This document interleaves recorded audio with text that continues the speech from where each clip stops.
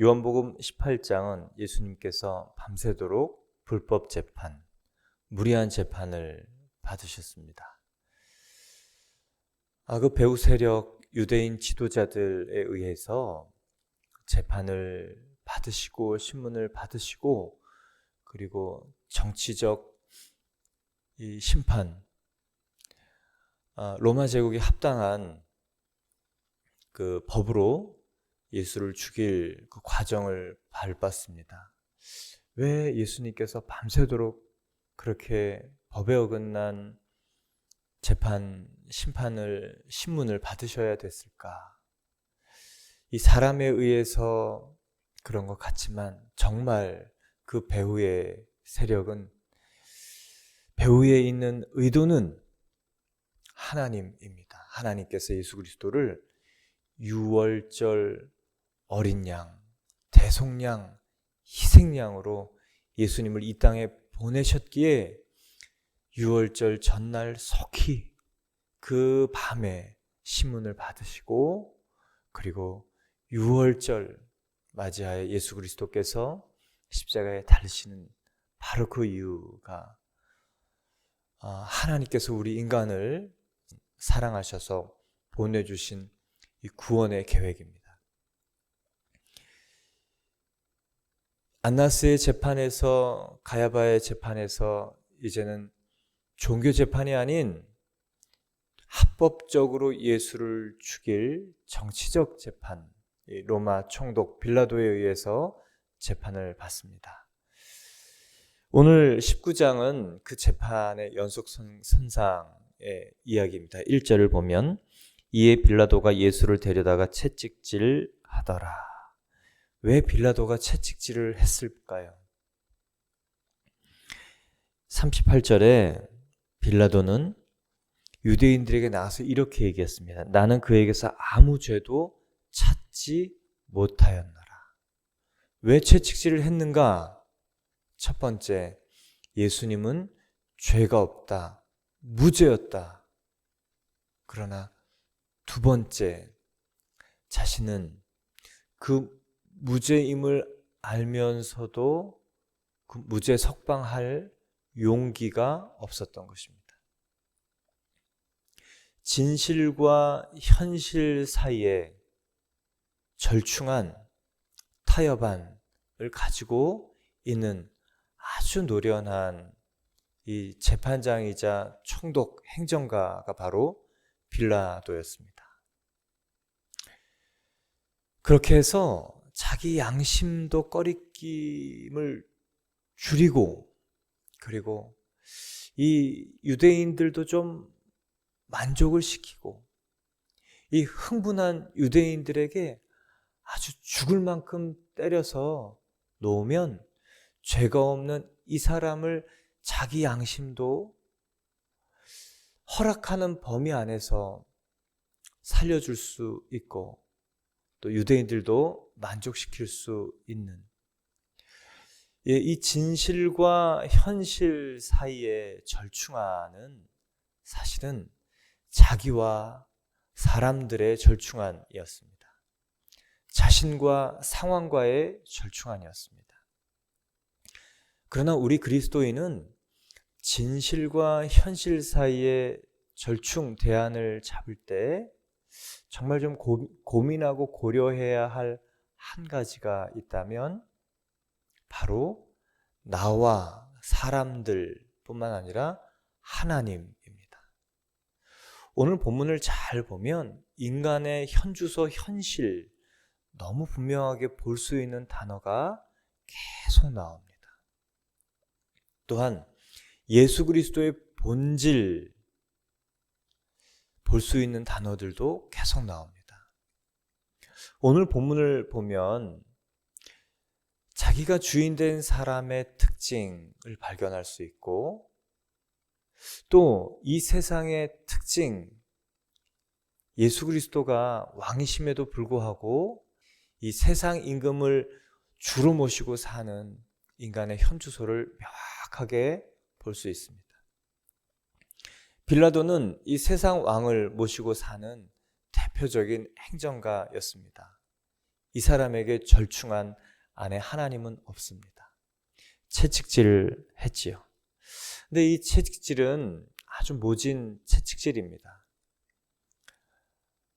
그 가죽끈 끝에 납덩이, 살을 패는 납덩이, 그리고 동물의 이 빼죽한 뼈를 묶어서 그 채찍을 맞는 사람은 살점이 뜯기고 그리고 장기가 뜯겨나가고 때로는 이 살이 패여서 뼈들이 드러나가야 하는 그런 아주 모진 채찍질이었다고 합니다. 그래서 유대인들은 40대를 이 채찍으로 맞으면 죽는다 하여 39대까지만 허용하고 40대는 때리지 않았다고 하지요. 이 빌라도의 절충한 2절을 보면 군인들이 가시나무로 관을 엮어 그 머리에 씌우고 자색옷을 입히고 앞에 가서 이르되 유대인의 왕이여 평안할지어다 하며 손으로 때리더라. 예수님이 채찍질 맞으시고 가시나무로 관을 씌웁니다. 우리가 모형에서 보듯이 2cm, 3cm짜리 가시나무가 아니고 이 두개골을 깨뜨리고 파고 들어갈 만한 그 가시, 눌러서 찍어 누르면 정말 그 딱딱한 이 뇌를 보존하는 그 뼈들까지도 정말 이렇게 맞닿을 만큼 아주 깊고 강한 가시로 그 머리에 씌웠다고 합니다. 그 고통이 얼마나 심했을까. 그래서 그 얼굴에는 그 머리에서 흘러나온 피로 흥건해 있었죠. 여러분, 예수님께서 오늘 찔리고 맞으시고 또 조롱당하신 이유가 무엇입니까? 이사야 53장 5절 6절에는 이렇게 표현합니다. 그가 찔림은 우리의 허물 때문이요 그가 상은 우리의 죄악 때문이라. 그가 징계를 받음으로 우리가 평화를 누리고 그가 채찍에 맞음으로 우리가 나음을 받았도다. 우리는 다 양과 같아서 그릇 행하여 각기 제 길로 갔거늘 하나님께서는 우리 모두의 죄악을 그에게 담당시키셨다.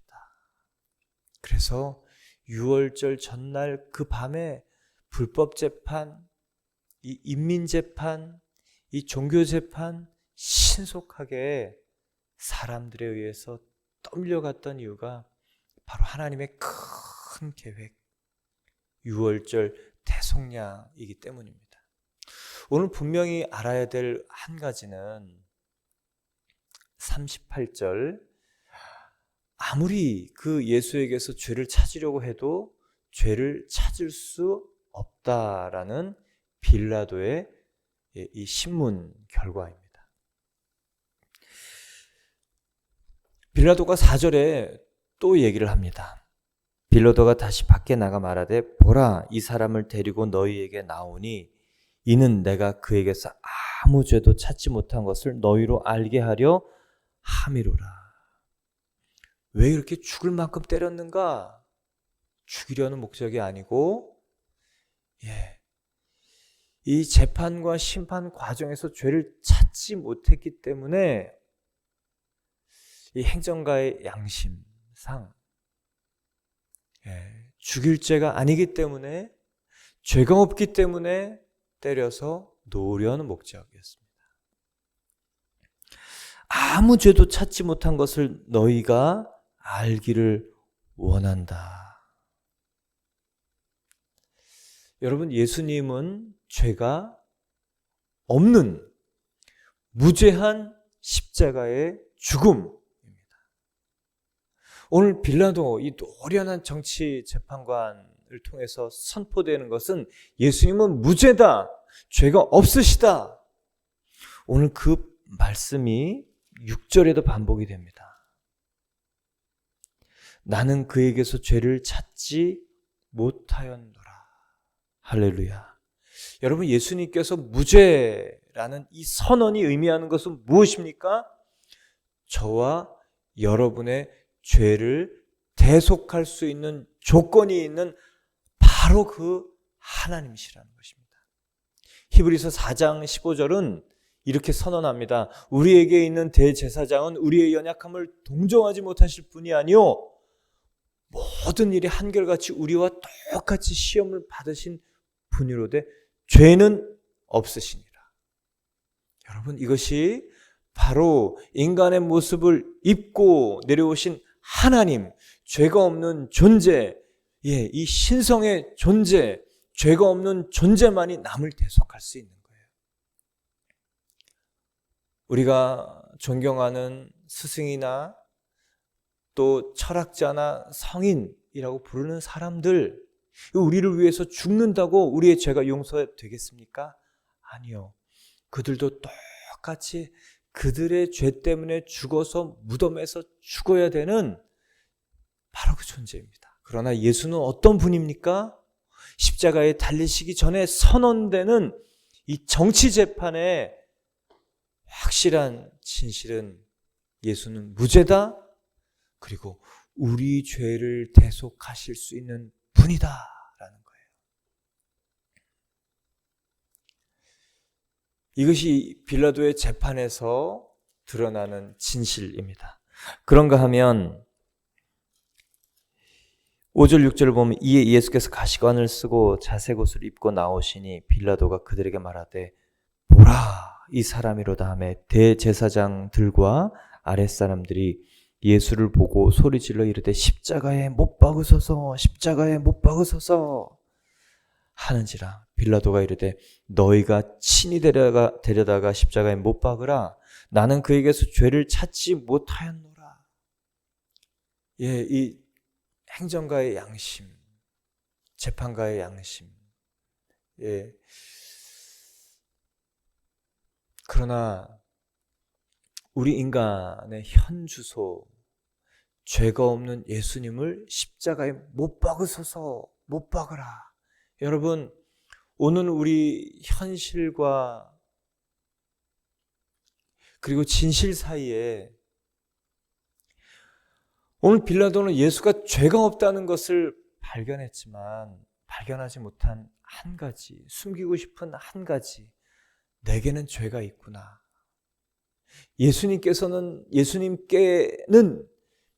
예수님에게는 죄를 발견할 수 없지만 나에게는 죄를 발견할 수밖에 없구나. 이것을 깨달을 수 있었다면 아마 이 역사상 빌라도는 우리에게 다른 인물로 기억될 것입니다. 그러나 인간의 현주소, 현실, 빌라도뿐만 아니라 유대 대제사장, 지도자들 뿐만 아니라 모든 사람들 예수를 십자가에 못 박으소서, 십자가에 못 박으소서. 여러분, 우리가 하나님이 이 땅에 오신 바로 그분을 놓고도, 메시아를 놓고도 내가 주인 되어 살면 그분을 못 박는 일을 합니다. 나를 위해서 십자가에서 죽으시고 부활하시고 주인 되시려고 모든 물과 피를 쏟으시고 그리고 하나님의 자녀되는 권세도 우리에게 선물로 주시려고 서 있는데, 이루셨는데, 그리고 기다리시는데 그분을 다시 못 박아 내가 주인 된 삶을 살고 있는 것을 우리는 종종 깨닫습니다. 그런 사람들이 정말 예수님이 메시아시구나, 나의 주인이시구나를 깨닫고 회심하는 그 장면은 정말 놀랍고 기쁨이 되고 감격적인 장면입니다. 그러나 유대인들, 빌라도 그렇게 되지는 않았습니다. 7절에 보면 유대인들이 대답하되 우리에게 법이 있으니 그 법대로 하면 그가 당연히 죽을 것은 그가 자기를 하나님의 아들이라 함이니이다. 유대인들이 이제 죄가 없다는 말에 진실이 튀어나왔어요. 흉악자, 행악자, 범죄자, 로마의 반역자로 고소를 했지만 정말 유대인들이 이 사람에게 죄가 없다는 빌라도의 말에 아니다. 그는 신성 모독을 한 이 종교적 죄를 범한 사람이다. 근데 이게 로마 총독에게는 전혀 관심이 없는, 죽여야 될 재판이 아닌 것이죠. 툭 튀어나온 한마디가 무엇입니까? 우리의 법이 있으니 법대로 하면 당연히 그가 죽을 것은 그가 자기를 하나님의 아들이라 신성 모독죄로 죽어야 된다. 여러분, 이 사람들의 속내, 정치적인 죄목이 아니라 유대인들의 종교적인 죄목, 십자가에서 죽으실 이유는 없는 분이라는 것이 유대인들의 이 집단의 말 속에도 분명히 들어있습니다. 또한 이 유대인들의 말 속에 들어있는 진실이 또 하나 있습니다. 법대로 하면 그가 당연히 죽을 것이 아니고 법대로 하면 제일 먼저 죽어야 될 존재가 바로 우리입니다. 법대로 하면 제일 먼저 죽어야 될 존재가 바로 유대인이요, 로마인이요, 헬라인이요, 저와 여러분이에요. 그러나 그 법대로 우리가 죽어야 되는 그 죽음을 대신하시러 오신 분이 바로 예수 그리스도, 죄가 없는 분. 여러분, 예수님의 무죄, 하나님의 대속 양의 조건은 무엇입니까? 출애굽기, 레위기에 계속적으로 반복되는 것, 흠이 없는 어린 양, 흠이 없는 어린 양. 여러분, 예수님께서는 왜 죽으셔야 됐는가? 웬 말인가? 왜 고초를 당했는가? 왜 십자가에서 그 지옥을 받으셨는가? 우리가 이것을 묻고 기도할수록 인간 안에는 자신의 죄를 발견하게 되는 그 놀라운 은혜의 체험이 있습니다. 오늘 예수님에게 죄가 없다는 것을 발견한 빌라도와 법대로 하면 예수는 죽어야 된다고 얘기하는 바로 그 존재들, 인간의 현실과 진실 사이에 정말 예수 그리스도가 죽을 수밖에 없다는 것을 하나님 아시고 우리에게 보내주신 바로 하나님의 대속량이라는 것을 보게 됩니다. 이 말을 듣고 빌라도가 굉장히 두려워한다는 말이 있습니다. 8절, 빌라도가 이 말을 듣고 더욱 두려워하여. 마태복음 27장 19절에 보면요, 재판 중에 있는 빌라도에게 아내가 전가를 보내와요. 이렇게 얘기합니다. 마태복음 27장 19절, 총독이 재판석에 앉아있을 때 그의 아내가 사람을 보내어 이르되 저 옳은 사람에게 아무 상관도 하지 마옵소서. 오늘 꿈에 내가 그 사람으로 인하여 애를 많이 태웠나이다. 하나님의 경고, 하나님께서 그 아내를 통해서 빌라도에게 주는 경고. 그래서 빌라도가 모든 사람에게 빌라도에 의해 심판받아 십자가의 처형을 언도받았다고 정말 씻을 수 없는 그 죄를 빌라도가 지은 이유는 자기 선택이기 때문에 그래요. 모르지 않았습니다. 알았습니다. 그리고 아내에 의해서 전가를 받고 이 옳은 사람이라는 정확한 기록과 메시지를 들었습니다. 그러나 현실의 이 밀란과 소요의 그 불안을 넘어설 수 없었던 것이에요. 정치적 입지를 포기할 수 없었던 거예요. 현실의 축복을 내려놓을 수 없었던 것입니다. 여러분, 오늘 우리 묵상 가운데 하나님, 나는 예수님께서 죄가 없다는 것을 발견하고 있습니까? 그런가 하면 하나님, 나는 정말 죽을 수밖에 없는 죄인인 것을 발견하고 있습니까? 또 예수님께 가까이 갈수록 하나님 계속 나로 하여금 정말 깨끗함, 그 사모함, 순수함, 거룩함 사모하는 마음을 주시며 나의 어떠함을 보게 하십니까? 오늘 예수님 앞에 서 있던 이 사람들이 발견했던 예수의 무죄, 그것이 의미하는 것은 나의 유죄입니다. 우리가 여러분 매일매일 새벽 예배하면서 하나님 앞에 서죠. 우리의 흠이 발견되고 그 흠을 메우신 무죄한 하나님의 아들 경배할 수 있기를 바랍니다.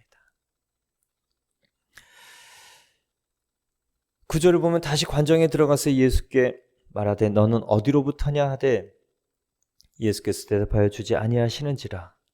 빌라도가 이르되 내가 말하지 아니하느냐? 내가 너를 놓을 권한도 있고 십자가에 못 박을 권한도 있는 줄 알지 못하느냐?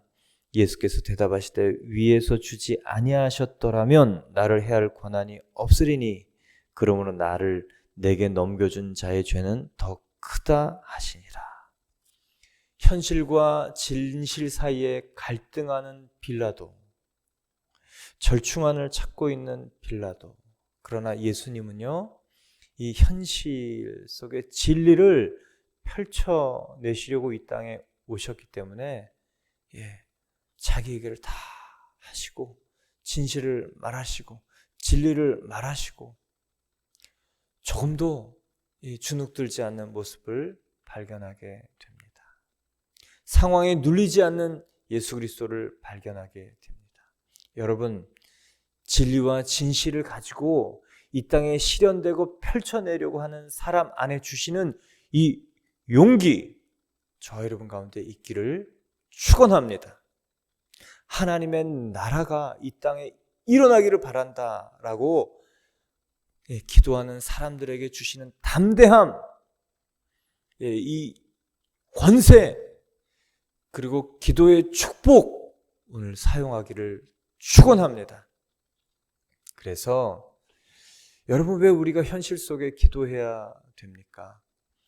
현실 속에, 우리의 생활 속에, 몸담고 있는 것 속에 정말 그 하나님이 나타나고 진리가 나타나고 사람들에게 자신들의 유죄와 예수 그리스도의 무죄를 보여주는 그 일을 위해서 오늘 우리가 현실 속에서 기도하는 것입니다. 여러분, 꿈을 꾸십시오. 구하십시오. 또 하나님께서 우리를 통해 하실 일들을 꿈꾸고 기도하고 선포하십시오.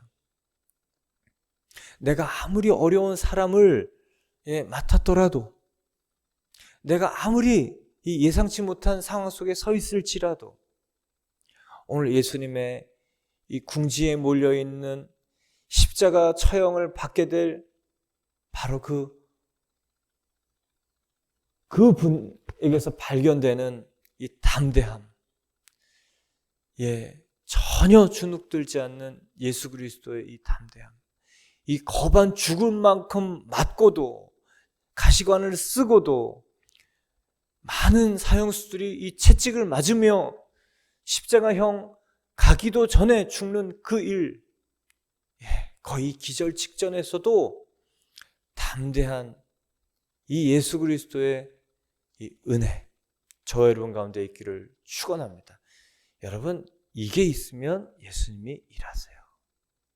주눅들어 현실 절충안을 붙잡으면 예수님이 우리를 통해 일하시기 어려워요. 저 여러분이 진리가 온전히 승리한다, 이 현실 속에 하나님 나라를 세우시게 하기 위해 오늘 우리의 여러 상황을 주셨다 믿으시길 축원합니다. 12절 이러함으로 빌라도가 예수를 놓으려고 힘썼으나 유대인들이 소리질러 이르되 이 사람을 놓으면 가이사의 충신이 아니니이다. 무릇 자기를 왕이라 하는 자는 가이사를 반역하는 것이니이다. 빌라도가 이 말을 듣고 예수를 끌고 나가서 돌을 깐뜰 히브리 말로 가바다에 있는 재판석에 앉아있더라. 14절이 중요한 거예요. 이날은 유월절의 준비일이요 하나님의 계획이라는 뜻입니다. 사람들의 악행, 현실과의 타협, 그럴 수밖에 없는 인간임을 아시고 하나님이 보내신 예수 그리스도, 그리고 유월절 어린 양 대속양으로 잡혀 죽기로 태어나신 분. 빌라도가 이렇게 선언하죠. 보라, 유대인들에게 이르되 보라, 너희의 왕이로다. 오늘 19장에 보면요, 인간의 현실과 함께 똑같이 예수 그리스도의 이 신성과 본성과 본질이 그대로 사람들의 입을 통해서 나타납니다. 7절에 보면 자기를 하나님의 아들입니다 라고 얘기했던 유대인들의 말, 또 빌라도를 통해서 유대인의 너희의 왕이다 라고 얘기했던 바로 그 일. 예수님은 누구십니까? 하나님의 아들이시고 우리의 왕이시다. 어제 치유 집회를 했습니다. 이제는 제가 알지 못하는 분들이 계속 오고, 또 여러 교회에서 오고, 몸이 괜찮은 분들은 또 안 오기도 하고, 또 그분들이 또 옆에 주변에 있는 사람들에게 얘기해서 오기도 합니다. 사람들은 계속 바뀔 수 있고 바뀌어갈 거고, 언제 우리가 이분들에게 예수 그리스도의 주되심을 가르칠 수 있을까라는 고민도 들지만, 우리가 계속적으로 해야 할 일은 회개하라, 천국이 가까웠다, 예수 그리스도를 주인 삼는 회개를 해라, 그리고 하나님 나라가 임하고 귀신을 내어 쫓고 병든 자를 일으키며 천국이 가까웠고 하나님의 다스림과 통치를 받으라, 예수가 주권자다, 정말 우리의 왕이시고 하나님이심을 선포하는 이 주인 되심의 복음을 선포하는 것은 우리의 일이구나. 오늘 본문에 이 자기가 주인 되어 사는 사람들의 현실을 그대로 나타나 있잖아요. 예수님은 무죄하지만 자기가 유죄인 것을 감추려 하고, 법대로 하면 예수가 죽어야 되고 생각하고, 법대로 하면 자기가 먼저 죽어야 될 것을 모릅니다. 또한 예수를 십자가에 못 박으라 라고 얘기하면서 정말 이 왕으로 오신 예수님을 알아보지 못하고, 또 15절에 그들이 소리질러 없이 하소서, 없이 하소서, 그를 십자가에 못 박게 하소서. 빌라도가 이르되 내가 너희 왕을 십자가에 못 박으랴. 대제사장이 대답하되 가이사 외에는 우리에게 왕이 없나이다. 세상을 주인 삼고 자기가 주인 삼는 사람들의 특징, 사사기 핵심 구절과 똑같습니다. 그때 이스라엘에 왕이 없으므로 각기 자기의 소견에 옳은 대로 행하였더라. 정말 그 왕으로 오신 예수 그리스도, 구원자로 오신 예수 그리스도, 하나님의 아들이신 바로 그분을 놓고도 우리는 이 땅에 예수 그리스도가 아닌 다른 왕을 섬기는 것이 좋다, 그것이 축복이다 라고 얘기하는 바로 이 우매한 우리의 모습. 가이사 외에는 왕이 없다. 여러분, 오늘 우리 안에 정말 예수 그리스도가 왕 되어 주시기를 간절히 기도합시다. 대속 제물로 이 땅에 오신 그분이 나의 왕이 되시면 어떠한 일이 있습니까? 베드로전서 2장 22절 23절에 보면 그는 죄를 범하지 아니하시고 그 입에 거짓도 없으시며 욕을 당하실 때 맞대어 욕하지 아니하시고 고난을 당하실 때 위협하지 아니하시고 오직 공의로 심판하는 이에게 부탁하시며 친히 나무에 달려 그 몸으로 우리 죄를 담당하셨으니 이는 우리로 죄에 대하여 죽고 의에 대하여 살게 하려 하심이라. 할렐루야. 죄에 대하여 죽고 의에 대하여 살게 하려 하십니다. 여러분, 우리는 이제 예수 그리스도의 의를 덧입어 살 수 있는 존재가 되었고, 히브리서 9장 14절에 보면 하물며 영원하신 성령으로 말미암아 흠없는 자기를 하나님께 드린 그리스도의 피가 어찌 너희 양심을 죽은 행실에서 깨끗하게 하고 살아계신 하나님을 섬기게 하지 못하겠느냐? 예, 현실, 양심 타협하는 빌라도처럼 살지 않고 우리는 죽은 양심을 죽은 행실에서 깨끗하게 하고 살아계신 하나님을 나의 아버지로, 왕으로, 통치자로, 주권자로 섬길 수 있다. 여러분, 오늘도 예수 그리스도가 나를 위해 죽으신 어린 양이시지만 나의 주, 나의 하나님이신 것이 감사 감격이 되어 오늘도 그분이 원하시는 마음 품게 해달라고, 하나님이 원하시지 않는 모습들을 내 안에서 발견하게 해달라고, 그리고 생명을 심는 자로 살게 해달라고, 그리고 진리를 선포할 수 있는 자리에 나를 세워달라고 기도할 수 있는 저 여러분 되길 바랍니다.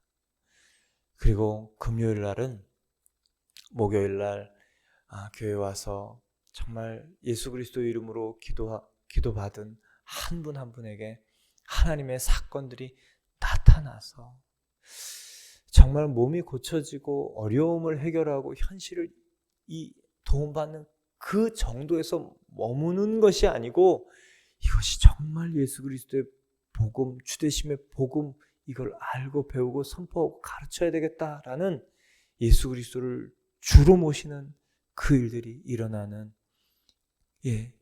사건들 되게 해달라고 금요일 날은 저희가 마음을 모아 기도하는 저 여러분 되길 간절히 축원합니다. 우리 함께 기도드리겠습니다.